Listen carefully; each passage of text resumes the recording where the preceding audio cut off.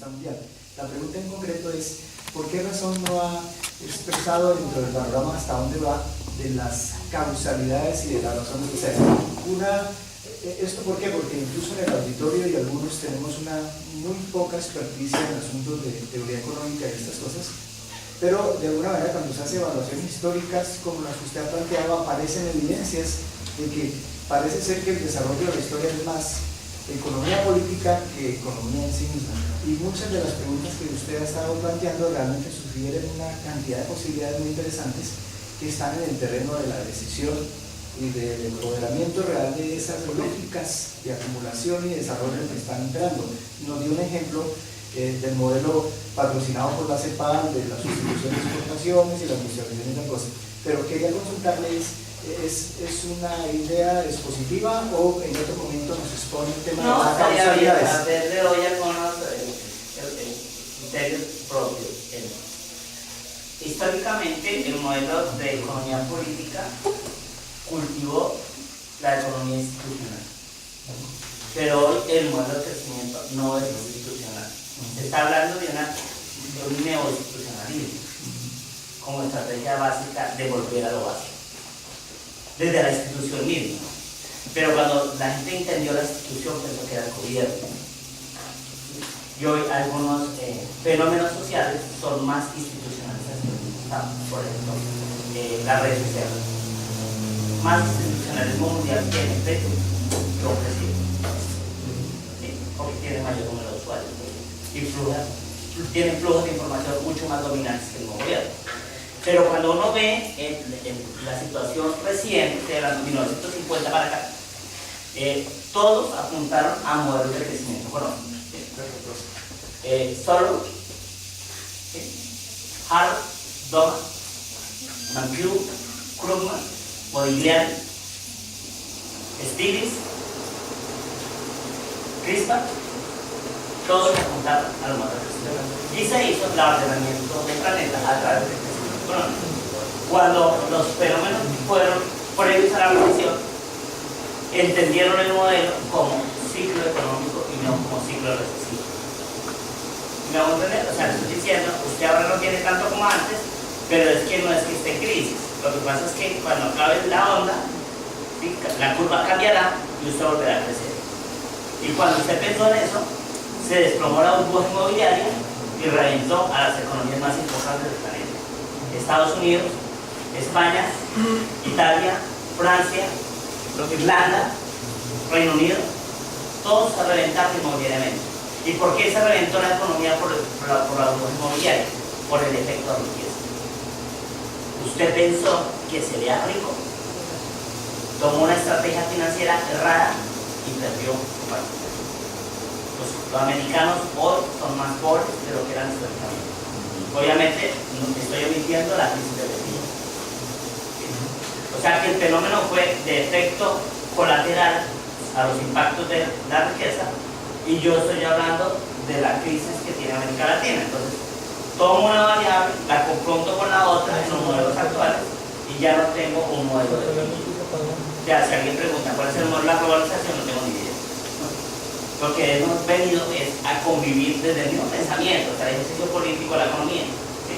Es que ni siquiera históricamente pude evidenciar un modelo de economía política, yo ni siquiera tengo una estrategia de política económica. ¿Sí? Lo que estoy es articulando lo que me pasa. ¿Sí? Por ejemplo, el presidente Uribe, en su plan de gobierno, incluyó en menos de un párrafo el TLC. Y luego convirtió el TLC como un apalancamiento de la economía. O sea, lo que estamos viendo es una improvisación de la estrategia versus una situación específica. Hagamos una alianza con Corea. ¿Sí? Pero hemos pensado que tiene Corea para que yo genere crecimiento. No, pero hagamos una alianza con Corea.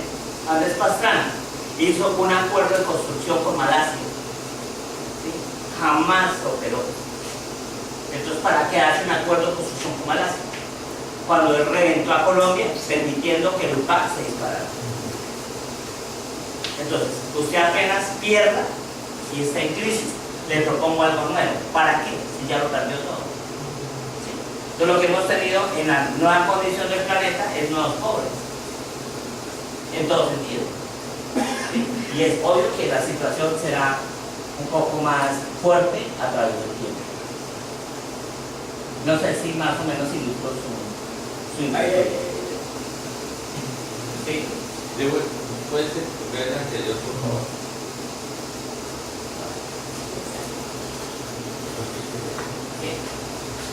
Entonces, cuando uno ve el modelo de crecimiento fuerte del planeta, indistintamente que estén en crisis, los tiene. O sea, no se experimenta un modelo de desarrollo sostenible en Estados Unidos, porque es obvio que su energía base la producción de sus países, los combustibles fósiles, no se puede experimentar en China y en Japón ningún tipo de modelo, porque ese tipo de modelo es completamente opuesto al endógeno. O sea, es un modelo de economía abierta. ¿Sí? Y el modelo industrial es alemán. ¿Sí? El modelo indio es de oferta laboral. Entonces yo no veo por ningún lado el equilibrio del desarrollo sostenible. Lo que yo estoy viendo es un modelo de crecimiento. ¿Sí? Con cifras un poco incómodas en los resultados del ejercicio económico. Cuando ya no me gusta contestar los niveles de desempleo mundial, cuando las personas comienzan a perder sus capitales, cuando las grandes compañías del mundo comienzan a quebrar y cuando los grandes ejecutivos del planeta llegan a su subsidio. ¿Sí? Como ha pasado con las grandes empresas, los bancos norteamericanos. O sea, voy, hago negocios y pierdo el planeta. Pero si ustedes se darán cuenta, yo pierdo capitales, no pierdo patrimonio natural. El patrimonio natural lo estoy perdiendo de otra manera. ¿Sí? Pero yo voy tras el susto que me da perder capital. ¿Sí? Que es lo que en últimas está realizando el mundo y pierden capital. El 11 de septiembre, el corazón financiero del planeta se derrumbó. La bolsa de Nueva York colapsa, la de Londres también, la de Tokio también, la de Sao Paulo se desploma y Colombia ni siquiera abrió. Cerró 3 días. Sabía que se abre operaciones, todas las acciones van a la baja.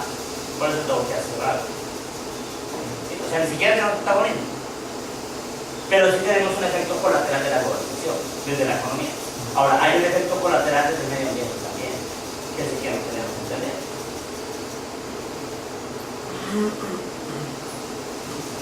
El modelo de crecimiento suramericano en saldos completamente incómodos al crecimiento. Entonces, si estos saldos son los del crecimiento, ¿para qué estoy creciendo? Y hay una clara cuenta: los alemanes crecen por industria, ¿sí? Los chinos crecen por sector externo y Colombia crece apropiándose del capital natural. Entonces, cada uno de ellos negocia lo que tiene, sus capitales, inversiones, acervo industrial, acervo tecnológica, y nosotros cogemos que es el capital natural y obtenemos este resultado.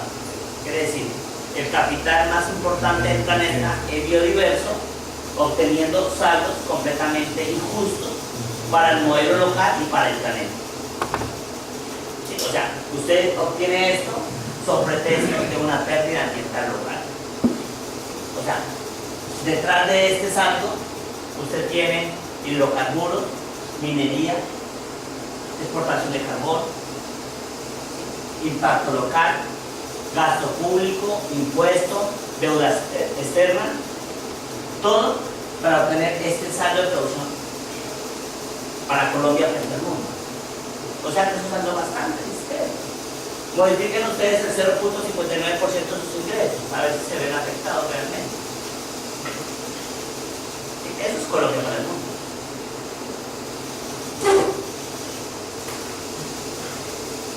Acá en los Estados Unidos entra en quiebra, todos sientan. Pero Estados Unidos no tiene riqueza ambiental.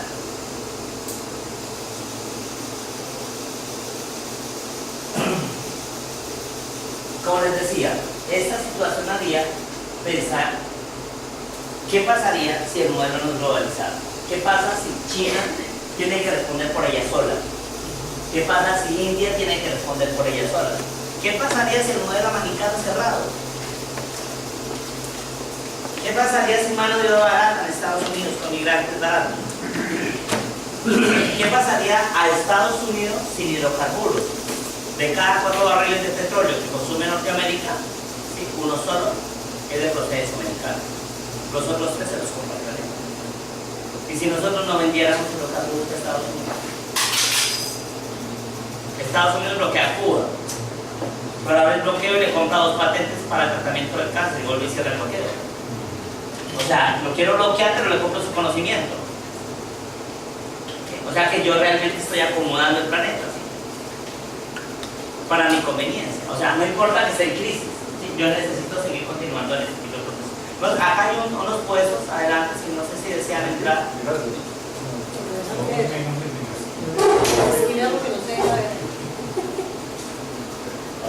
Entonces, cuando yo veo esa condición, es el que acá,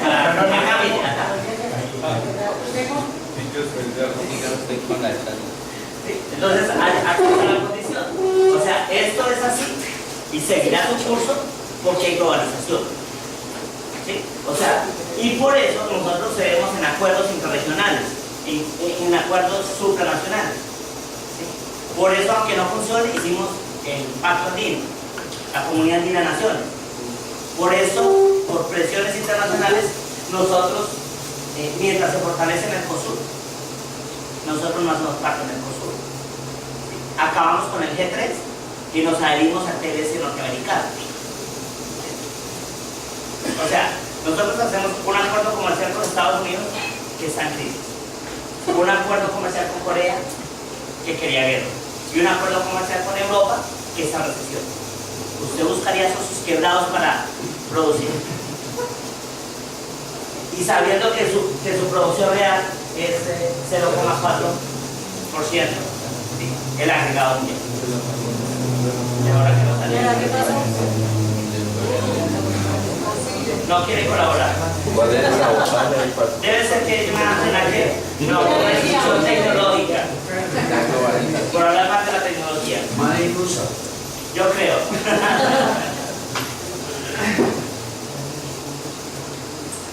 Entonces, cuando yo comienzo a desilusionarme un poco del modelo articulado de la globalización, o sea, no sé si se dan cuenta, alguien crea la crisis, ¿sí?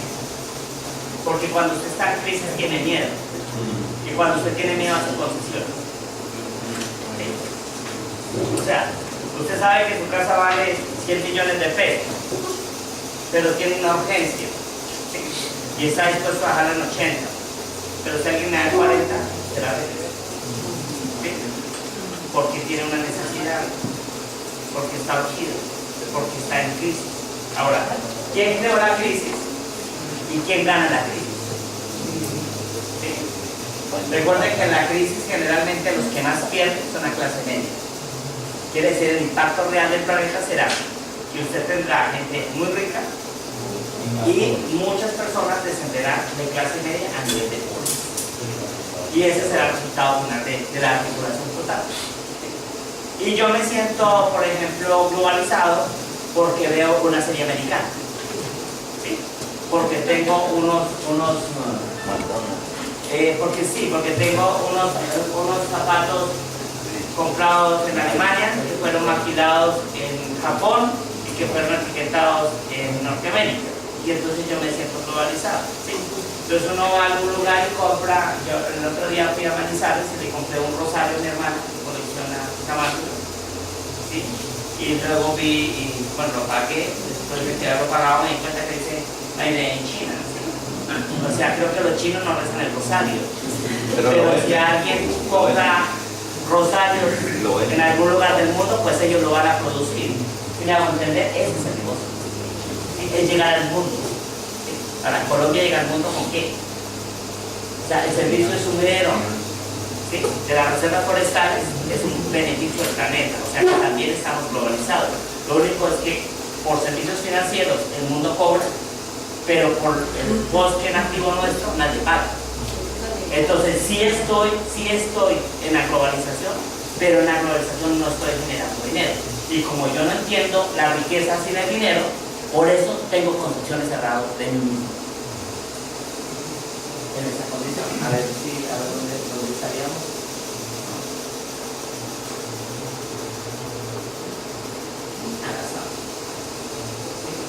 El crecimiento económico mundial, como le digo, soportado en todas las estrategias, de combinación de factores, de capital, tecnología, trabajo, tierra, mano de obra. O sea, acá yo combino lo que sea.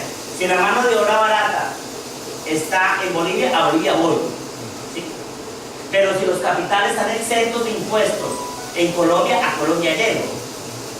¿Sí? Cuando el presidente Uribe le pidió a los chinos que invirtieran en Colombia, los chinos dijeron que sí. Dijo, pongo los capitales que quiero mañana, pero hacemos una sola exigencia: cero impuestos. A través de NAFTA, el acuerdo comercial de Norteamérica, ¿sí? Las maquiladoras norteamericanas no pagan nada por el costo del consumo de energía en México. Todos los mexicanos pagan el costo total de la energía en México. ¿Sí me hago entender? Esa es la negociación. Ceder, porque estoy asustado. Viene la crisis, voy a sufrir, cedo. Vendo el patrimonio, señor. Pero digamos, a la hora de hacer negociaciones como el NAFTA con México, ahí también hubo un alto impacto en algunas comunidades en Estados Unidos, las comunidades que dependían de esas maquilas, que hubo pueblos que quedaron completamente fantasmas, desolados, Sí, con desempleo. pero no eran americanos, eran migrantes que nuevamente volvían a experimentar la exclusión dentro del mismo primer mundo. ¿Sí? No fueron los nuevos americanos los que perdieron, eran migrantes del resto del mundo que hacían asentamientos especialmente al sur de Norteamérica, ¿sí? Que obviamente tuvieron que verse sueltos en la negociación, porque ahora era 10 veces más barato contratar a un mexicano que un obrero norteamericano. La brecha era de 10. Pero digamos, hay mucha, no me acuerdo en qué pueblo, una planta de la General Motors que contrataba mucha mano de obra afroamericana, negra. Y fueron comunidades enteras de negros que quedaron desempleados, perdiendo casas, comunidades devastadas. Sí, recuerden que las negritudes están dominando Norteamérica, ¿sí? Pero están dominando Norteamérica por oferta laboral, no por el poder. O sea, el único que ha llegado al poder pues, es el presidente. ¿Sí? Los otros negros sufren la exclusión. ¿Sí? Total. Además. ¿Sí?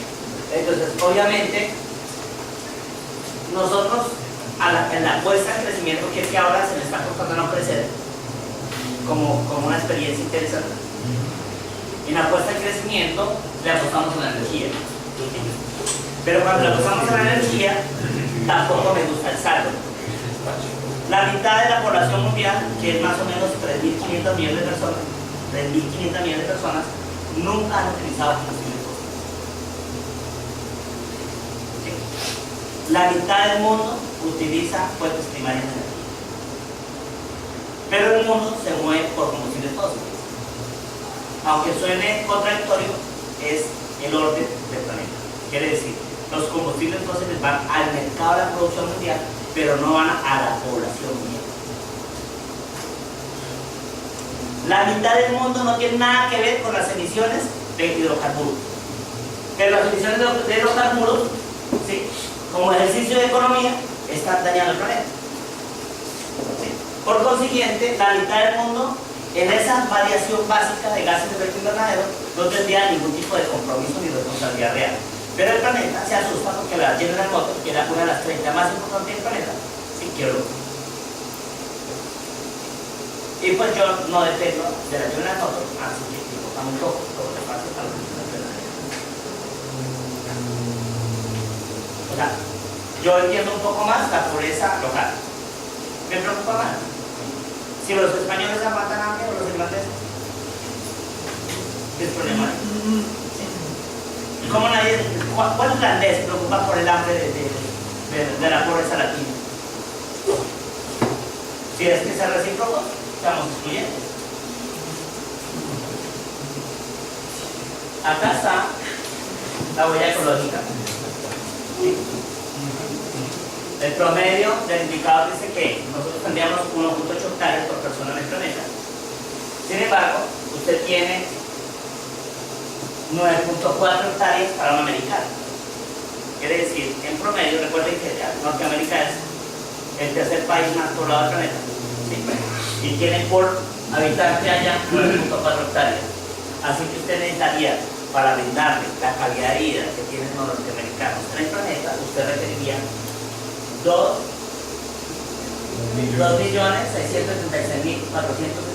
hectáreas para que Norteamérica siga viviendo como viven los estadounidenses.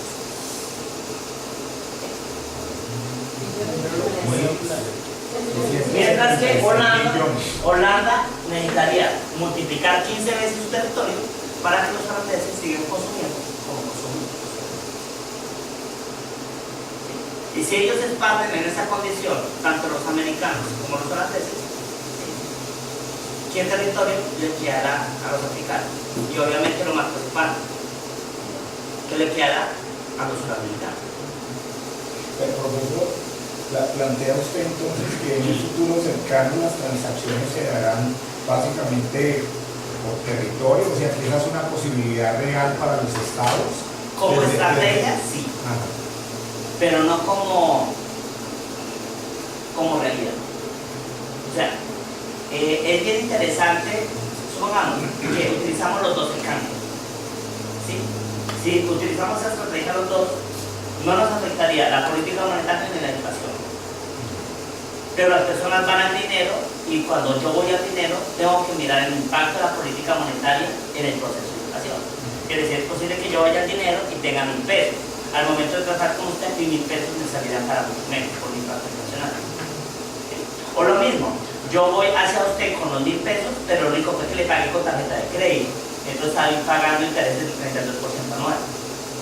O sea que hay personas tontas, ¿sí?, que compran una hamburguesa que tiene un impacto de 1700 litros de agua, la pagan con tarjeta de crédito y la dejan en 24 meses. ¿Sí? Pero si usted le dice que coma el maíz o yuca, que se esté perdiendo en la cosecha, usted dice que no, que es para los pobres. Entonces ahí está. ¿Sí? O sea que sí hemos mutado conductualmente hacia vicios que no corresponden a mi territorio. ¿Sí? O sea, yo puedo afianzarme mi propio lenguaje latinoamericano y no lo hago. No lo hago. Lo que hago es caer a la globalización. ¿Sí? Por eso nos encanta leer series americanas, novelas americanas. Somos felices porque Sofía Vergara triunfa en los Estados Unidos. ¿Sí? Porque es mi adhesión a la globalización. O sea, yo estoy adherido a ella. Sí, exactamente. Porque no es ni siquiera de nosotros. A ver, ¿dónde está el película? Porque se me perdió, se ha portado mal este aparato. ¿Sí? Veremos un poco la huella ecológica de Estados Unidos. ¿Sí? Lo que hice fue utilizar población americana, ¿sí?, la huella ecológica por persona, y después lo comparé con la extensión territorial, para darnos un poco la perspectiva como tal. Estados Unidos, con una población de 285 millones de habitantes, ¿sí?, con una huella ecológica de 9.4, ¿sí?, necesitaría 27.466.000 kilómetros cuadrados. O sea que para Estados Unidos, seguir como sigue consumiendo, necesitaría 1.55 veces la extensión de América Latina.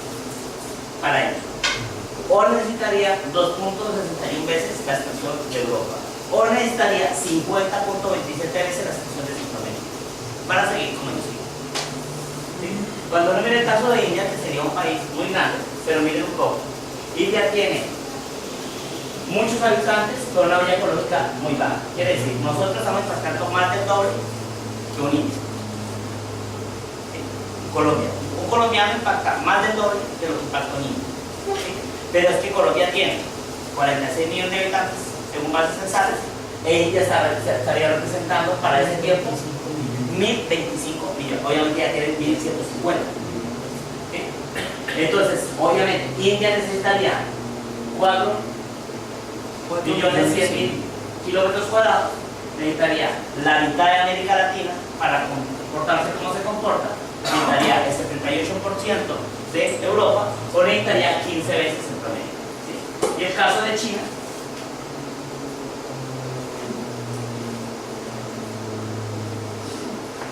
que sería el país más preocupante, igualmente que Norteamérica, teniendo 1.285 millones de habitantes, necesitaría 1.7 veces América Latina, 2.77 veces Europa o 52 veces Centroamérica para seguir produciendo y comportándose. Entonces, cuando yo miro la asimetría, estoy viendo que Colombia podría comportarse como se comporta sin un impacto verdaderamente dominante, porque vamos a la media mundial, ¿sí? Pero el resto del mundo no va a la media mundial. Pero si usted se da cuenta, ¿sí? Un estadounidense estaría contaminando más de 10 veces lo que contamina un indio. Entonces me preocupa Norteamérica por cómo contamina, pero me preocupan los indios porque contaminan muchísimo también, ¿sí? Aunque cada uno de los indios contamine poco. ¿Sí? Entonces obviamente que el impacto de población estaría siendo bastante preocupante para nosotros entre lo que serían estos individuos en el planeta demandando comida, energía, alimentos y otras variedades. Entonces sigue siendo altamente preocupante la condición. Pero se dan cuenta que en todo este criterio de ilustración ahora nos metemos con Colombia y Sudamérica.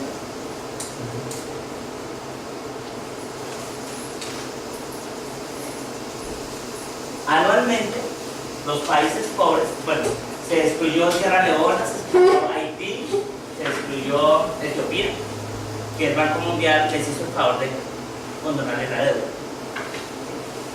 Por lo demás, los países pobres, o sea nosotros en el tercer mundo, históricamente le pagamos a Norteamérica entre 160 y 200 millones de dólares en intereses.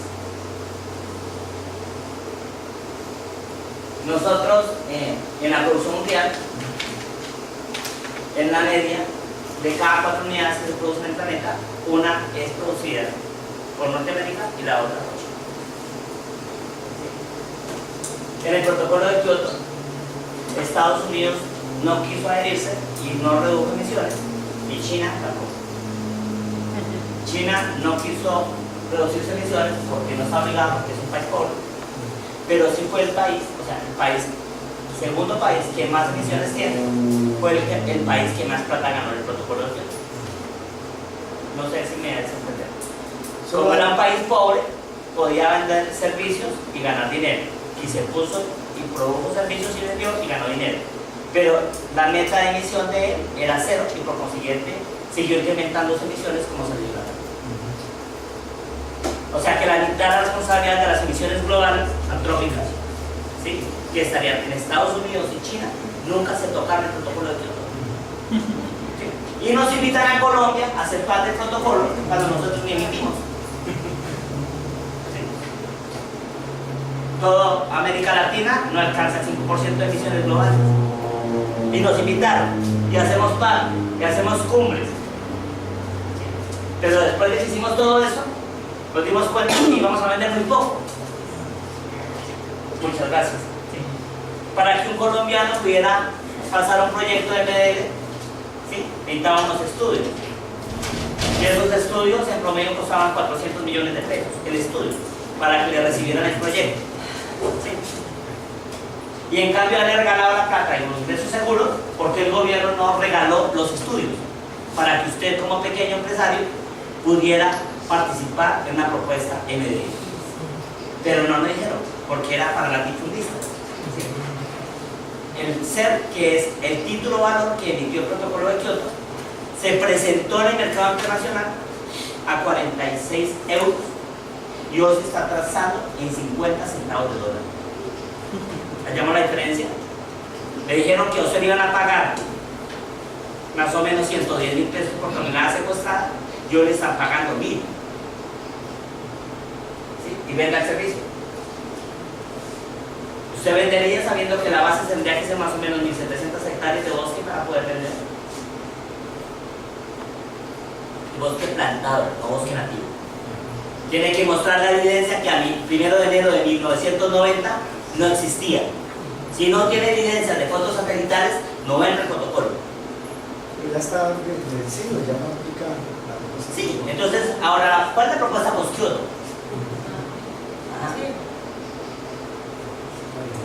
Hice una propuesta post-Kioto, Estados Unidos no vuelve a entrar y China tampoco. ¿Cuál es la eficacia? Un dato, profesor, solo como dato. La discusión que reciente que se está dando de eso, hubo una información que se circuló, la circuló Manuel Rodríguez en virtud de la destrucción de nuevas ciudades verdes y ambientalmente sostenibles en la China. Y solo es un dato. advierte que la inversión pública china comparada con el resto de países del mundo en modelos de desarrollo urbano alternativos sostenibles es muchísimo mayor que cualquier otro país. En consecuencia, solo es el dato, es decir, hay una inversión notable que, al parecer, la tesis es la siguiente: pese que no están en Kioto, pese que siguen consumiendo carbón de manera intensiva, es el principal comprador quizá en el mundo sobre eso, tiene también, aparte de una tendencia de sustitución interna del modelo, en otro tipo de variables que en efecto afectan el tema de... No, recuerden que el impacto urbano chino, por ejemplo, permitiría que usted para desplazarse de su casa al trabajo gaste 7 horas. 7 horas de vuelta, ¿cuánto sería? Yo lo que creo es que el dato que trato de decir es que me parece que hay unos elementos supremamente interesantes, pero que en algunos casos pueden resultar siendo circunstanciales. Por ejemplo, en la referencia a los irlandeses, es apenas hoy de la categoría irlandés, ni italiano ni español explica nada. Explica su distribución, es consecuente con la argumentación suya a una distribución de la riqueza en esos países que hace que hay irlandeses pobres en Italia, en España, etc. En consecuencia, hay veces me parece que hay unos elementos de esto que insistiría deberían de ser explicados por las causas motrices. Uno de los datos.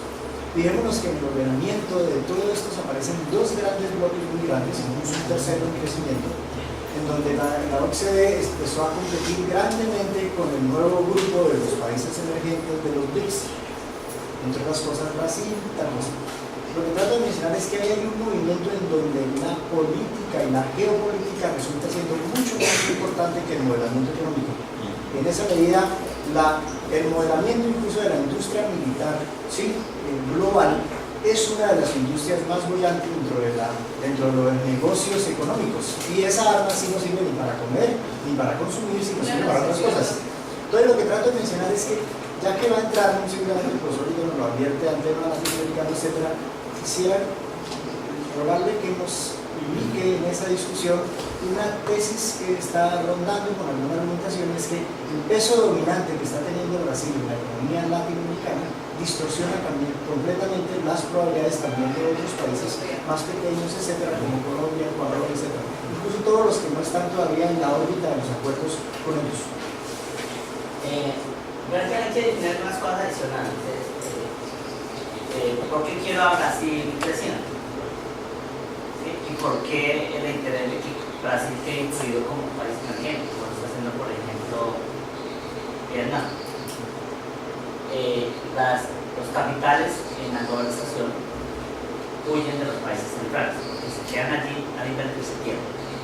Entonces se van a países nuevos para ser invertidos e incrementar sus tasas de actividad. Quiere decir, si yo quiero que en Colombia los capitales internacionales lleguen, lo primero que tendría que hacer es incrementar las tasas de interés. ¿Okay? Pues si usted ve las tasas internacionales que están al 5%, si usted las tiene al 10%, los capitales llegan acá. Pero si usted tiene las tasas de interés al 10%, la inversión nacional bajaría totalmente. ¿Sí? Porque no sería rentable invertir sino ahorrar. ¿Sí? Por especulación monetaria. Así que Brasil permite algunas alianzas estratégicas de inversión. Lo está haciendo por geografía, como se le gusta, porque tiene espacio portuario, porque tiene mano de obra barata. Usted sabe que el salario mínimo en Brasil es más bajo que el colombiano y tiene la inequidad más grande de Sudamérica. Así que es un poco más fácil llegar a hacer inversiones en Brasil que llegar a otro tipo de países adicionales. Ahora recuerden que Brasil sería el país más robusto de Mercosur, y eso definiría sustancialmente el destino económico del Mercosur asociadamente. Pero la situación es que se invierte en Brasil, no invierte Brasil. Si usted recuerda los informes de los noticieros, en el mundial las masas estaban reclamando sustancialmente que las inversiones en infraestructura y equipamientos se estaban dando en escenarios recorridos, mientras que la salud y el bienestar individual de los brasileños se estaba reduciendo sustancialmente. ¿Sí? Y como usted tiene el país más poblado de Sudamérica en ese territorio, encontrará el mayor número de pobres. Así que el fenómeno sería combinado. ¿Sí? Es la inversión de Brasil por la inversión en Brasil. ¿Sí? Porque recuerden que cuando se modifiquen nuevamente las condiciones de la globalización, En la medida que otro país sea interesante a la inversión, los capitales fluirán, capitales por el mundo. ¿Okay? Van de un país a otro. Con lo que están haciendo los capitales en todo el mundo es buscando la mejor forma de inversión. Por eso los modelos se articulan desde la economía para buscar que esas inversiones internacionales lleguen a los territorios que están ofreciendo la capacidad de invertir. Entonces, por ejemplo, si usted tiene un modelo largo de impuestos, llegará más rápido. Pero si su modelo rígido, no llegará a Colombia. Pero usted sabe que si no llega la inversión extranjera directa, no habrá crecimiento económico. O sea, que usted tiene doble decisión: es o crecer o no crecer. Pero para crecer tiene que articular su economía. O sea, y aquí no hay una negociación directa, pero sería ¿por qué yo estoy creciendo y qué debo ceder en la función básica de crecer? Como por ejemplo, el hecho de que Brasil, a través de la inversión extranjera directa, haya transformado su espacio territorial y se convierta en el mediano plazo en un monocultivo soyero. ¿Sí? Monsanto colonizando Brasil.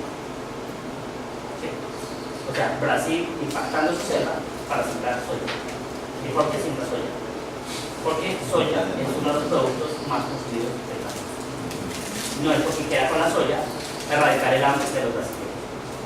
En algún momento se planteó a nivel mundial un modelo en el cual obviamente la organización política por estados, por países, dejaba de tener, digamos, validez cuando básicamente lo que se buscaban eran regiones donde el capital transnacional se pudiera mover, pudiera lucrarse, etcétera, etcétera. ¿Eso sigue siendo un modelo válido actualmente? En los 90 fue muy válido, que era la integración económica regional. Ajá. Lo que buscaba la integración económica regional era la reducción de aranceles en algún grupo de países. O sea, por ejemplo, G3, Colombia, Venezuela, México. Reducen sus aranceles y hacen un acuerdo común y hacen un arancel común externo. Entonces, cuando Colombia quisiera comprarle a Perú, Perú no tenía el acuerdo, por consiguiente pagaría el arancel total. Entonces, por tendencia básica, yo le compraría a Ecuador, perdón, a Venezuela o a México. Y así yo multiplicaría mi población. Si yo tengo la población de México 100 millones y de Venezuela más o menos tanto, tendría 200 millones de personas como mercado. Entonces, interregionalmente crecería. Pero al crecer, le pasó lo mismo a Mercosur. Brasil, Argentina, Uruguay, Paraguay. Si yo me adhiero al crecimiento endógeno intrarregional, puedo crecer, pero también puedo perder. Cuando cae la crisis argentina, ¿sí? Al contraerse la economía argentina, arrastra consigo a Uruguay y Paraguay. Pero ¿por qué no arrastra a Chile? No arrastra a Chile porque Chile no quiso adherirse al Mercosur. O sea que tiene un beneficio bien interesante como estrategia económica y también tiene un beneficio. ¿Sí? ¿Por qué no aguantó la integración económica de Grecia? ¿Sí? Porque se midió con los más grandes del mundo. Y al ser vulnerable, obviamente, en el mediano plazo volvió. ¿Qué pasó a Grecia? A Portugal y a España. Pero escúcheme, la pregunta que diría el profesor, cuando usted responde, confirmaría que justo lo que está discutiendo en el tema de la Unión Europea es que al perder los estados soberanía fiscal y manejo monetario, monetario en general, en efecto abre una frontera política a esas lógicas del mercado. Es decir, que a la pregunta del profesor Pachón, uno entendería que el aspecto sigue siendo cada vez más la posibilidad, incluso usted lo ha admitido, de modelos de crecimiento necesariamente tienen que ser bajo conceptos de soberanía política. Es decir, una palabra que no ha aparecido, que es esencial. Sí, no, porque recuerden que si usted no hace acuerdos comerciales, no crecerá hacia afuera. Y en la globalización, la estrategia de todo es crecer hacia afuera. Sí, pero eso supondría una especie de catastrofismo enorme. Es decir, hay probabilidades de alternatividad en el desarrollo endógeno que no puedan establecer una negociación adecuada sobre la base de una adecuada valoración del recurso de capital natural que está en ejercicio. O sea, no puedo, por ejemplo, para el territorio colombiano, puedo extender un modelo endógeno con el TLC. No se puede. Estamos condenados, por supuesto, a no solamente tener un balance tan crítico, sino a padecerlo con mayor. Sí, o sea, por ejemplo. Porque si no hay globalización, no hay manera. No, recuerden que, por ejemplo, Venezuela lo intentó. Venezuela lo intentó y sacó a las multinacionales de su territorio. Venezuela lo intentó. Cuba también. Ahora miren la condición de calidad de un venezolano y un cubano, compárala con un colombiano. ¿Cuál es la diferencia? No, En reducción de la calidad, de la calidad. Exactamente, estoy hablando de acceso a educación, comida, alimentos y consumo básico. Acceso a educación en Venezuela es mayor per cápita que la de Colombia. En educación superior es el triple. ¿Y la calidad de la educación? Eso sería otra pregunta.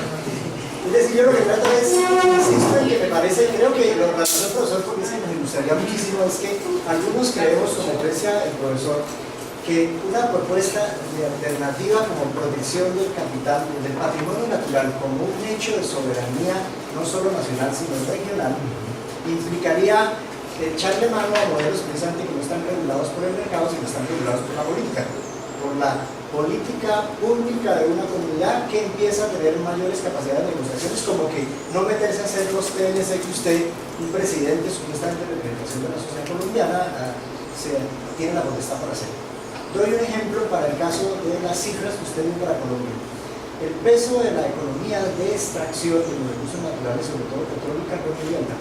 Pero si usted compara la diferencia de la renta que le corresponde al Estado en el caso colombiano al caso venezolano, aquí es el 50 y algo por ciento para el Estado, en cambio en Venezuela es el 88%. Ese 30 y pico por ciento con cifras como las que hemos calculado algunos para la Orinoquia, que dice que en la época petrolera de 15 años se ha manejado 700.000 billones de pesos. Entonces son cifras concretas que se demuestran midiendo cuánto ha salido al mercado, calculando el barril a 100 dólares. Cuando Colombia tuvo superávit en exportaciones de petróleo por el dinero. No, lo que trato ¿Qué hizo con el dinero? No, precisamente eso es lo que me refiero, que si uno pone la variable del manejo económico-político, es decir, si esa riqueza de la Orinoquia se hubiera explotado en el modelo cubano, esa rentabilidad hubiera quedado en el Estado cubano y hubiera estado en otro tipo de cosas. Es decir, creo que, insisto en eso, me refiero que es el problema de la relación metodológica causal. Cuando usted utiliza en sus exposiciones mucho lo que uno quiere y lo que uno quiere y si uno quiere y lo que creo y lo que pienso, esa discusión subjetiva, creo que su merced fue a Argentina a un curso de postdoctorado que habla de la subjetivización de la valoración económica, de la valoración de los recursos naturales. Creo que de fondo hay un elemento importante en esta discusión, es que toca sacarle algún resultado a la discusión. Uno de ellos es, con esas lecturas pareciera, incluso Emil Saldana escribió recientemente una crítica severa contra el catastrofismo, que es, si las cosas están tan graves, no hay nada que hacer. Y lo que hace es paralizar la situación, incluso deprime a la gente en una condición precaria, y en cambio plantea la otra alternativa. En una discusión, incluso crítica, hay alternativas. Y una de las alternativas es utilizar modelos de organización de los recursos y del patrimonio natural con criterios de propiedad pública, que es en el caso más flagrante que está viendo la sociedad colombiana. Es que hay una sustitución de la aparente soberanía de la nación de los recursos naturales. Yo solo un dato: la reforma constitucional del 91 sustituyó la propiedad del recurso que era de la nación y lo convirtió en recurso del Estado. Y desde el año 91 en adelante, precisamente, el gobierno de turno que administra el Estado cree que tiene el derecho de hacer las negociaciones que estamos hablando sobre un recurso que es el 70% del PIB colombiano. Para continuar un poco con su ilustración, cuando Colombia tuvo un excedente presupuestario por venta de petróleo, ¿sí? Tuvimos excedentes por encima de lo estimado en $1.000 millones. Ese dinero fue a las reservas internacionales a la banca americana. O sea que seguimos en el total. Pero si usted dice que el rescate del patrimonio natural es eminentemente necesario, yo también estoy de acuerdo. Lo que estoy tratando de seguir el mecanismo, es decir, insisto en que nos aportaría mucho que el análisis nos trata de atender la pregunta que hace el profesor Pachón, es decir, es el tema de un concepto que no lo ha utilizado, creo que es porque por especialidades, su conocimiento y de todo, uno está acostumbrado en el lenguaje coloquial a entender que todos estos modelos presa de la globalización se llaman por lo general neoliberales y nos dirían que están vinculados a esas órbitas. No ha usado esa palabra, pero nos gustaría que nos hiciera referencia de qué rol cumple la institucionalidad, porque usted ha dicho que ese modelo pasó ya en desuso, ya no había un modelamiento económico del Estado, que ya cambió, pero ¿qué alternativas podría ofrecer ese concepto dentro del resto de Pero si usted me permite, estimar datos adicionales posteriores. Recuerde que nosotros vivimos en Colombia un impacto cuando cerramos el modelo ICE, que fue el consenso de Washington. El consenso de Washington era la aplicación del modelo neoliberal financiero para ti. Nosotros somos el país más vicioso en la aplicación del consenso. Quiere decir que usted no puede pensar en una neoinstitucionalización del Estado cuando está aplicando un modelo soportado en las historias del consenso. O sea que yo estaría sugiriendo una condición sabiendo que históricamente viví otras diferentes, que fue por ejemplo la reducción del gasto público y la politización de las actividades del Estado, que sería la estrategia opuesta a la que tiene Venezuela. Por eso, pues obviamente, podría ser interesante resarcir el papel del gobierno, ¿sí? O las instituciones del gobierno como imagen económica en el protagonismo como tal, pero es obvio que no lo puedo hacer incluso, ¿sí? Porque históricamente yo me adherí al consenso de Washington. Bueno, como le digo, ahora voy a resarcir un poco, voy de lo general a lo particular. ¿Sí? En la Agenda Siglo XXI, en la Cumbre de Río, los países ricos se comprometieron a transferir a los países pobres el 0,7% del Producto Nacional Bruto, ¿sí? En asistencia técnica para la preservación ambiental específicamente, ¿sí? Y Estados Unidos, luego en 1994, redujo el 0,7 al 0,3, ¿sí? Y obviamente ahora no pasa nada. Entonces, obviamente, si antes soportaba 11.700 millones de dólares, ¿sí? Pasados 3 años solamente aportaba 6.300 millones de dólares. Quiere decir, en el contexto realmente no hay una alianza real desde el flujo de capitales que nos lleve a un tipo de impacto en bienestar desde el primer mundo al tercer mundo. ¿Sí? A cambio, se hay una relación de compra, por ejemplo, de hidrocarburos del tercer mundo al primer mundo. Por eso, por ejemplo, la Guajira o Boyacá sí está globalizada, porque el carbón de nosotros llega a la China. Hace combustión en la China y el polvo del carbón llega a las costas americanas, sí están globalizados.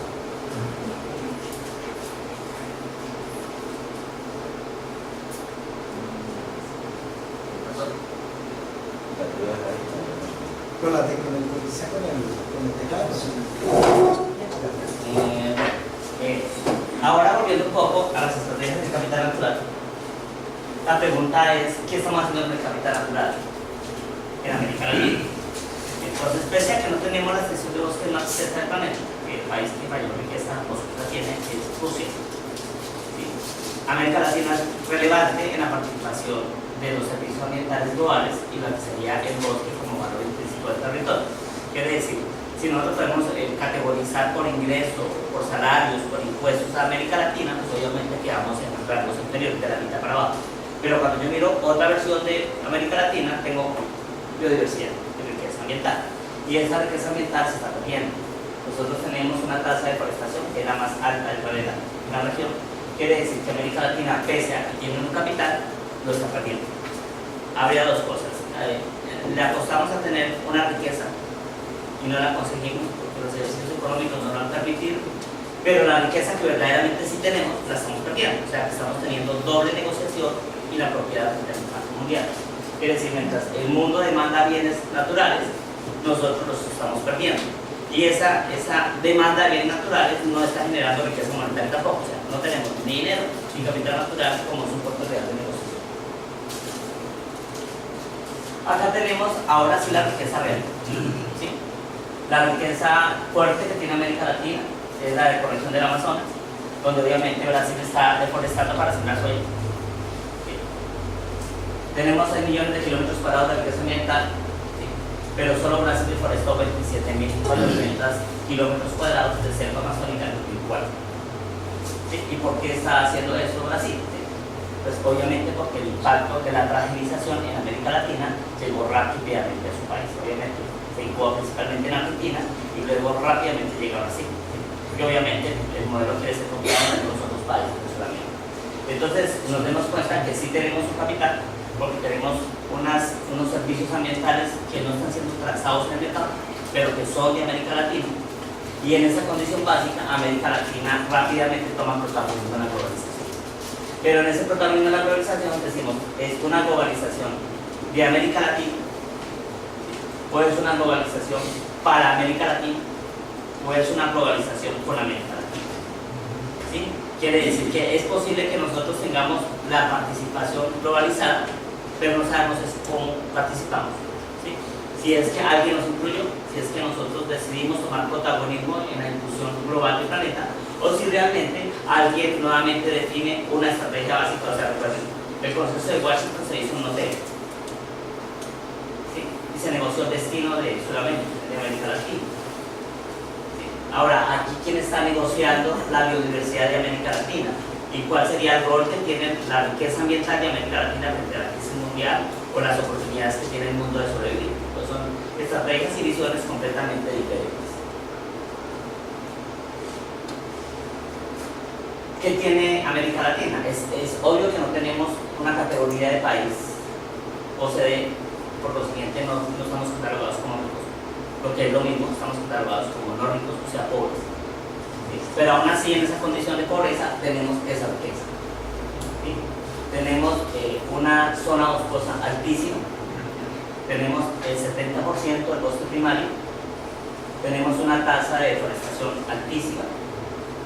Como rasgo histórico reciente de América Latina, del 90 al 2005, acabamos con un bosque que tiene un área igual a la extensión de México, ¿sí? En 15 años.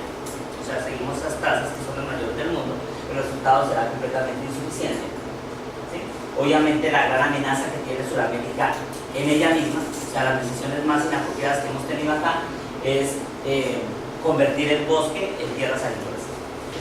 Entonces, obviamente, que los efectos colaterales son grandísimos. Sería cambiar la dotación del suelo, perder riqueza, perder biodiversidad y tener monocultivos, incrementar la demanda de agua. Entonces, obviamente, el impacto sería bastante grande. Sin embargo, la variable de población no tendríamos ningún tipo de riesgo, que solamente representaríamos el 9% de la población mundial. Ahora compare el 9% de la población mundial y el espacio biodiverso más rico del planeta. Quiere decir que realmente nosotros no tendríamos una gran dificultad sobre presiones por población como riesgo del capital natural. Lo que tenemos son malas conductas económicas que nos están llevando a la pérdida del capital natural. Serían dos interpretaciones un poco diferentes.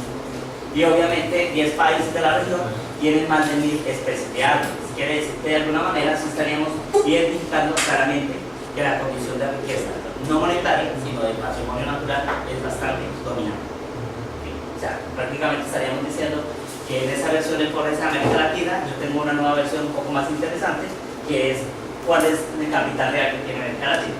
Y no es precisamente población, porque no tenemos mucho, no es capital, tampoco tenemos capitales. Obviamente acá está una descriptiva breve de elementos básicos que nos darían cuál es la condición real de la población. Pero obviamente tenemos el primer puesto, ¿sí? En condición de extinción y vulnerabilidad por exposición y vulnerabilidad. Entonces acá está América Latina. Si se identifica que existe escasez de agua en el planeta, o que podrá existir escasez de agua potable en el planeta, pues nosotros tendríamos una gran oferta. Recuerden que tendríamos una estrategia riesgosa, y es que la principal oferta de agua potable en el planeta en inventarios está en el polo norte y en el polo sur, que nosotros somos tropicales. Quiere decir, lo más lejos que hay el polo norte y el polo sur somos nosotros. Así que tendríamos que ir rápidamente a una nueva estrategia de preservación y la oferta hídrica, que serían pues, aguas superficiales, en el caso pues, de los ríos, o tener un impacto sobre estrategias de aguas subterráneas, que sería la otra condición, o ecosistemas como los páramos. Algunas de esas variables tendrían que ser nuestra prioridad en política ambiental, y de esa política ambiental derivar en políticas económicas, sociales y productivas. La región más rica de recursos hídricos, que posee 550 millones de habitantes, los ríos Amazonas, el Orinoco, San Francisco y Paraná, el Magdalena transportan el 30% del agua del mundo. Quiere decir que realmente nosotros tenemos esa gran oportunidad en esa condición. Sin embargo, si las estrategias nuevas, dominantes en este impacto de las últimas décadas, han visto que la condición nuestra es uso de agricultura, fertilizantes, plaguicidas, deforestación, vertimientos, ¿sí? Impactos urbanísticos, que estarían reduciendo, obviamente, en condición sustancial, la riqueza de nuestra red. Es decir, nosotros hemos negociado un paquete de bienes y servicios ambientales que quiere ser completamente puesto en riesgo por sobreponer un modelo nuevo de economía contemporánea, que sería, por ejemplo, agricultura, industrialización o por el sobrepoblación, que podrían ser rápidamente la condición básica. ¿Sí? Y obviamente tenemos desastres naturales, inundaciones, allanamientos, eutrofización, que estarían definiendo claramente que realmente las conductas nuestras no son las más apropiadas y obviamente son más preocupantes porque estamos en nuestro territorio, en la riqueza de nuestra biodiversidad y estamos acá localizados sobre la tierra. Es decir, todos los elementos nos ponen en riesgo. O sea, si yo históricamente tenía una riqueza, ahora al no tenerla, verdaderamente no tendré ni riqueza monetaria ni tendré tampoco riqueza ambiental. Quiere decir, en el futuro, verdaderamente sí experimentaré que es el pobre. Las condiciones agrícolas de América Latina tendrían que ser como un punto de análisis focalizado, que sería por qué la agricultura tiene que ser importante en este tipo de sociedades. Es obvio que, por ejemplo, en el caso de Argentina, solamente existen 936 terratenientes, quiere decir, casi que todo el país, ¿sí?, es de propiedad de 1000 familias. ¿Sí? Y esas 1000 familias tienen prácticamente el espacio productivo argentino. Y si esa condición está en ese sentido, pues es obvio que la negociación ha sido rápidamente, ¿sí?, a la transgenización del cultivo de suelo. Entonces, cualquier cosa que yo tuviera como riqueza ambiental, ahora pasó al sector privado por el uso del suelo y la tenencia de propiedad del suelo. Y en esa tenencia de propiedad del suelo, pues el resultado será un monocultivo. Y no se cultiva soya porque los argentinos coman soya, sino porque podría ser interesante el incremento de la producción de soya para vender dentro del extranjero. Recuerden, 7.000 millones de personas comprando el dinero. Entonces, nuevamente la condición básica. En esa convivencia, el minifundio y el latifundio conviven, en Colombia también. ¿Sí? Y en esa condición básica, Colombia, por ejemplo, tendría grandes latifundios que son de propiedad del Estado, ¿sí?, como bienes comunes. ¿Sí? Entonces, en esa situación, obviamente se le transferiría la participación al gobierno, que sería la última que tomaría la decisión sobre el uso del suelo. Ya cada instrumento legal es que lo permiten.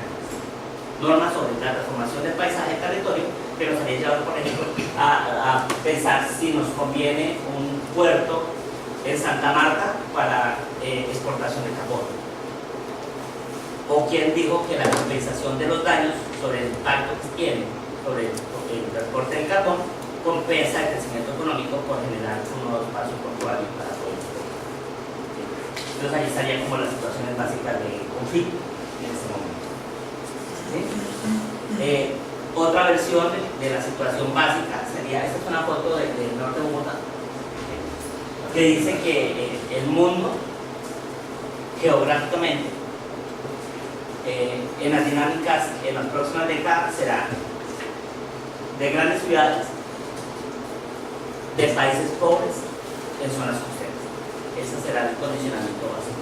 Quiere decir, lo que veremos ahora es una concentración de personas viviendo en grandes ciudades, que esas ciudades no estarían reflejando una calidad de bienestar de los individuos, sino que las personas se aglomeraran, ¿sí?, y posteriormente a la apreciación de aglomeración ahora se compactaron.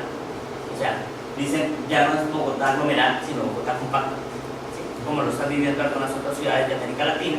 ¿Sí? Y bajo esa condición, las personas que antes vivían en los campos ahora viven en ciudades. La tendencia será que en el 2030 no será el 50% de la población, sino el 60% de la población. Quiere decir, si yo monto un modelo de desarrollo sostenible, tengo que montar un modelo de desarrollo para una nueva población que simplemente está vendiendo mano de obra, ¿sí?, en grandes ciudades en el tercer mundo que demandan bienes y servicios. ¿Okay? O sea, si yo tengo esa premisa clara, podré ordenar la nueva condición básica de sostenibilidad. Y es como hago una ciudad sostenible en el largo plazo, donde la población es urbana y tendría otro tipo de requerimientos. Me explico un poco mejor. Una persona en la ruralidad no tiene entendido, ni siquiera lo apropia como una necesidad la movilidad, porque vive, trabaja y construye su vida en el mismo territorio, ¿sí?, del suelo. Mientras que una persona en la parte urbana sí tendría una gran restricción en relación a lo que es el componente de movilidad. Y movilidad nuevamente comienza a ser un servicio transable, es decir, usted trabajará para pagar un ticket Transmilenio, para desplazarse de un lugar a otro, pero en ese desplazamiento usted está pagando algo que no le genera bienestar. ¿Sí? ¿Cuánto tarda una persona en Bogotá desplazándose en Transmilenio? 1 hora de ida, 1 hora de vuelta. Son 2 horas de su vida que no trabajó, no hizo nada. ¿Sí? Pero por vivir esas 2 horas del día en esa condición, usted tuvo que pagar 3.400 pesos. Ahora tiene que trabajar para pagar 3.400 pesos para gastar 2 horas de su vida desplazándose cuando no está haciendo nada. ¿Sí? O sea que ese es el nuevo modelo. Mientras que si usted viviera en la ruralidad, no necesitaría los 3.400 pesos, utilizaría esas 2 horas del día en un espacio de bienestar personal, ¿sí? Y no estaría negociando un riesgo individual de las personas. Exactamente. ¿Sí? Entonces, usted podría, y ahora, coja esas 2 horas del día, si es que son solo 2 horas, ¿sí? Y multiplícalas por su jornada productiva en su día. ¿Cuánto tiempo gastó en esos sistemas de producción? ¿Sí? ¿Y qué ganó por ello? Nada. ¿Sí?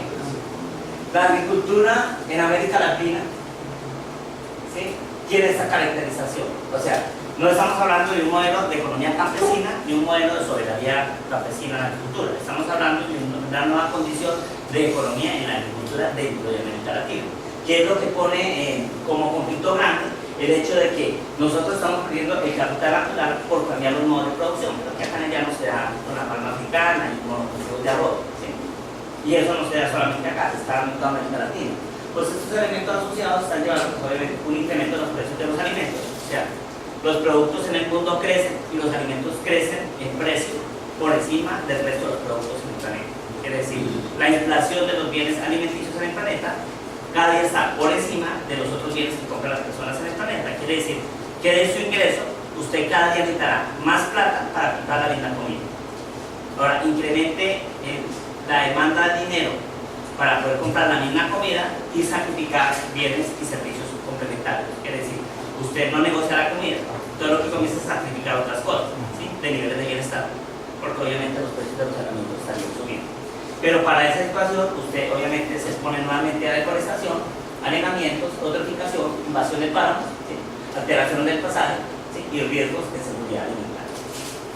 Dicen que para el 2020, África subsahariana, uno de los lugares más vulnerables del planeta, reducirá sus cultivos a un 50%. Y lo hará, pues, obviamente, porque el nivel de viviendas también se reducirá sustancialmente. Nuevamente, la vulnerabilidad se da en países del tercer mundo, ¿sí?, y en territorios ambientalmente biodiversos. La ecorregión del Amazonas, pues obviamente tendría que tener una estrategia de preservación. ¿Qué tendríamos que hacer nosotros ahora? Sí, pues una defensa del territorio, ¿sí?, un entendimiento de la riqueza. O sea, si yo entiendo que el modelo económico mundial está asociado al dinero y que yo no tengo un saldo de dinero que verdaderamente favorezca y compense mi sacrificio, yo tendría que tener una visión un poco más amplia y definir claramente que si mi beneficio no está asociado al dinero ni al ingreso, estaría asociado a mi verdadero capital. ¿Y cuál es el verdadero capital nuestro? El natural. Entonces, si yo tengo una construcción paradigmática clara del valor del capital natural, no lo pensaría por la agricultura transgénica, ni por soya, ni por palma africana. Lo identifico por la riqueza per se del capital natural. Quiere decir, aunque yo sea subjetivo al valorar, tengo que ser objetivo sobre el objeto real de la valoración. ¿Y cuál es el objeto real? El capital natural. ¿Sí? O sea, yo tengo que tener esa ruptura básica. Y es que no puedo hablar de la ecorregión por regalías. ¿Sí? Yo no puedo hablar de una migración de personas por extracción minera. Yo lo que tengo que definir claramente es cuáles son los atributos locales que tiene el territorio y por qué son importantes. O sea, ¿por qué es importante su riqueza? ¿Sí? Hay una clara respuesta. Es importante mi riqueza porque es mía. Sí, porque está en el territorio suramericano, por ejemplo. Si estuvieran en otro territorio, o sea, los franceses son felices con la Mona Lisa. ¿Sí? Ayer estaban sacando alguna noticia en el caso de... ¿Por cuánto? Van a desmantelar de la ¿Sí? Entonces, ¿ese dinero será de la humanidad? Van a ordeñar. ¿Sí? No. Y ahora, el capital y la riqueza selvática nuestra, ¿de quién es? ¿De la humanidad o está en el territorio latinoamericano para la humanidad? ¿Sí? Entonces yo no podría hacer cargas entre una obra de arte la más cotizada del planeta que la Mona Lisa versus lo que es mi relación básica del territorio. ¿Sí? Pero si estoy permitiendo ese tipo de cosas, por ejemplo, deforestación incremental de la granja. Profesor, una lógica, si me permite. Los griegos distinguían muy bien el concepto de potencia de acción. potencialmente una cosa puede ser muy interesante, pero lo que realmente la probabilidad de ser medida es su posibilidad de ponerse en acción. La Orinoquia, para dar un ejemplo, que es una parte de ese mapa que está ahí, fue conquistada en realidad primero que la sabana de Bogotá y la Florida. Incluso llegaron los alemanes a la Orinoquia y a Venezuela primero por este lado que por otros lados. Potencialmente el recurso está ahí y la Orinoquia está ahí. Es decir, o sea, que cuando usted dice y acción. no, que ha sido potencialmente interesante el recurso como capital natural, pero es solo en la medida en que entra a tener una valoración que usted dice objetiva, que puede tener la probabilidad de empezar a establecerse una negociación. Porque es que hay transacciones. No necesariamente. No. Bueno, no necesariamente. No, porque usted estaría incluyendo un componente que se llama valor intrínseco. Bueno, de acuerdo, es que precisamente la consideración que quería hacer es que cuando usted dice que tiene un valor per se, la preocupación concreta es en qué momento ese recurso estratégico, incluso la teoría política hace rato estudió que las guerras y los conflictos son por recursos naturales, no es por otra cosa, recursos estratégicos, por eso se mueve el mundo y por eso se ha globalizado de esta manera, ¿sí? El asunto y la pregunta de fondo es que la Orinoquia está ahí para 1.500.000 personas nomás, que además tiene una posición marginal frente a los 47 millones de la región. Esos mismos cálculos se pueden hacer para el caso del mapa de la Amazonia que estoy diciendo, ¿sí? Zonas marginales, precisamente poblaciones, incluso territorios ancestrales, indígenas, etc. En el momento en que se toman las determinaciones de la negociación, incluso sea transaccional en general para un negocio favorable o para el bienestar, en ese momento es que hay una sustitución de quién es el que en verdad tiene la probabilidad de establecer la negociación. Creo que el inconveniente en términos del asunto es insistir, profesor, en que la potencialidad está ahí, pero es la capacidad efectiva de hacer la transacción. Por ejemplo, no siga, no entre, no me toque, esto es mío. Lo que pasa es que nosotros es ahí donde empieza a entrar a otro tipo de discusión que es donde no se dirime por la naturaleza del valor intrínseco de ese recurso. Tal vez habría necesidad de pasar a otro criterio que obviamente no ampliaré mucho, porque no es el objeto base de la ilustración, que es el valor. Entonces, es posible que sin temor a equivocarme, diría que es acto, que es a la vez. ¿Sí? A la vez. Y que la valoración sería riesgosa si es subjetiva. Pero que yo cuando defino el valor, no lo estoy definiendo por valor en cambio, porque es una mala unidad de valor cuando utilizo ese criterio o ese atributo. Y tampoco necesariamente lo estoy valorando por valor en uso, porque no lo quiero usar. Recuerden, en la medida que lo use, lo interviene. En la medida que lo interviene, pierde valor. Entonces yo podría montar otra versión un poco más interesante de valor de no uso. Sí, señora, que es el valor de existencia y por ende el valor de herencia. Y entonces casa perfectamente con el argumento del desarrollo social. ¿Sí? Entonces lo que pasa es que a nosotros linealmente nos han dicho que hay una equivalencia, ¿sí?, en dinero, y no es cierto. Entonces cuando yo caigo en el riesgo de ser lineal en la valoración, en esa condición, pues obviamente el resultado es inapropiado, ¿sí? Por eso, por ejemplo, podría ilustrar a través de precios hedónicos, ¿sí?, y claramente un listado de atributos que tiene un activo natural que está cumpliendo unas funciones específicas que no están negociadas acá, ¿sí? Por eso la crítica a Kioto. ¿Por qué la crítica a Kioto? Porque estaba negociando el nuevo sumidero de carbono, no la condición del sumidero de carbono base, que es la ecorregión. ¿Sí? La ecorregión sume carbono, pero lo que estaban pagando era por plantar bosque que tuviera una nueva oferta. O sea que por consiguiente yo no tenía claro el valor.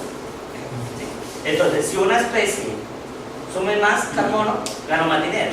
Entonces traigo una especie exótica y la introduzco. ¿Cuál es la estrategia como resultado? Pérdida de valor. ¿Sí? Estoy ganando dinero, pero estoy perdiendo valor. O sea que no me contradigo. Profesor, yo la verdad nunca supe si fue cierto, o forma parte ya de las leyendas en biología, una situación en la cual decía que Costa Rica le había vendido a la Merck no sé cuántas hectáreas de bosque y ellos habían hecho esa relación lineal, ¿cierto? Pero que la condición obviamente de la MER, que tontos no serán, fue decir, le pagamos eso, pero todo lo que desarrollemos a partir de lo que hay en ese bosque, nosotros tenemos la propiedad intelectual sobre eso. Y esa es otra situación particular que se da dentro de de todo, que es difícil. Lo que le quiero decir es que es muy difícil establecer un valor dentro del esquema que nosotros le damos al valor, cuando básicamente lo que ha demostrado la historia es que en la medida en que van cambiando las necesidades, se establecen nuevos usos para las especies que usted probablemente ni sospecharía en ese momento. Por eso estoy hablando del valor intrínseco, Sí. que es el valor real, ¿sí? No otro valor. ¿Sí? Leonardo da Vinci gastó más de 9 años pintando los labios de la Mona Lisa. Yo hubiera gastado 20 y me hubieran quedado mal. O sea, ¿cuál es el valor real? Cuando nosotros vemos acá, la propiedad intelectual se asocia directamente a la patentación. Y la patentación no se hace sobre lo que ya existe, se hace sobre conocimiento nuevo. Entonces, ¿por qué es importante, por ejemplo, en ese caso que usted ilustra? Porque la biodiversidad quiere ser genéticamente modificada, ¿sí? Organismos genéticamente modificados. En la actualidad tenemos más de 8 millones de combinaciones genéticas posibles. Puede usted consumir fresas con genes de salmón. ¿Sí? O sea que el mercado de la biogenética es amplísimo. Pero no estamos hablando del mercado como tal, estamos hablando de que yo quiero hacer aislamiento molecular y mercantilizar el germoplasma. ¿Sí? Pero entonces ya volvemos nuevamente que eso sí es globalización y mercado. Y estoy, de alguna manera, estaría prostituyendo el concepto porque yo quiero ir al valor del individuo. ¿Sí? Y al valor de la riqueza per se, ¿sí? Que es la que nosotros tenemos en América Latina. ¿Sí? Entonces, pues no podemos negociar el arte, ¿sí? Porque los grandes artistas no nacieron en América Latina. Monet, Manet, Degas, no fueron de la América. Y obviamente no las damos tampoco. Volviendo al vicio de la transformación que nosotros estamos teniendo, acá está en el informe 2019, ¿sí? La condición real de lo que es la vocación del suelo colombiano versus el uso actual del suelo. Entonces, si nosotros tuviéramos una simetría en los dos elementos estratégicos, no tendríamos problema en Colombia. Quiere decir, no es que la crítica a la agricultura vaya que Colombia deje de cultivar, sino que Colombia está utilizando más su suelo. Quiere decir, si usted tenía una ventaja, la está perdiendo. Y la está perdiendo porque utiliza el territorio de manera inadecuada. Entonces, si usted tiene brechas como esta de la ganadería, ¿sí? Donde esta es la vocación ganadera que tiene Colombia, y esta es la actividad ganadera que usted presenta, se dará cuenta que está utilizando malos suelos. Entonces, usted tiene esta condición de agricultura y esta realidad agrícola. Esta condición agroforestal y esta realidad forestal. ¿Sí? Entonces, es obvio que la gran barra que garantiza cuál es el espacio más importante de la extensión colombiana, ¿sí? Es ese. ¿Sí? Y el área es conservación. Entonces, cuando usted habla de estrategias regionales, de estrategias geográficas, de estrategias territoriales, podría tener una gran ilustración básica hacia dónde debe orientarlas y hacia dónde las orientaría. Pues a recomponer el suelo en su vocación original para que, teniendo la vocación definida, usted pueda tener esa condición básica. Quiere decir que aquí estaría como la gran estrategia, y si usted se va hacia la barra más pequeña, ¿sí? Usted encuentra el renglón de la agricultura. La agricultura como tal no tiene una gran participación. Pero ahí me surge una gran pregunta, porque una de las cosas, ahí usted está mostrando en ese diagrama de barras que de alguna forma los suelos con uso de vocación agrícola no hemos llegado todavía al umbral, ¿cierto?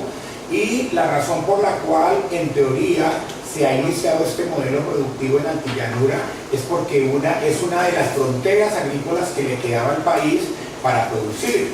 Entonces, básicamente lo que se reconoce en ese concepto de altillanura es que la vocación de la altillanura no era agrícola. Y sin embargo, por presiones del sistema, porque se había acabado la tierra con vocación agrícola, tuvimos que acudir a altillanura, y ese es el paradigma que se ha manejado en ese sentido para justificar que todo el aparato investigativo del país, Corporica, ICA, etcétera, etcétera, se haya puesto al servicio de unos paquetes tecnológicos para explotar en altillanura. Pero la pregunta es si, por ejemplo, ¿quién es mundial? Están cultivando soya, maíz,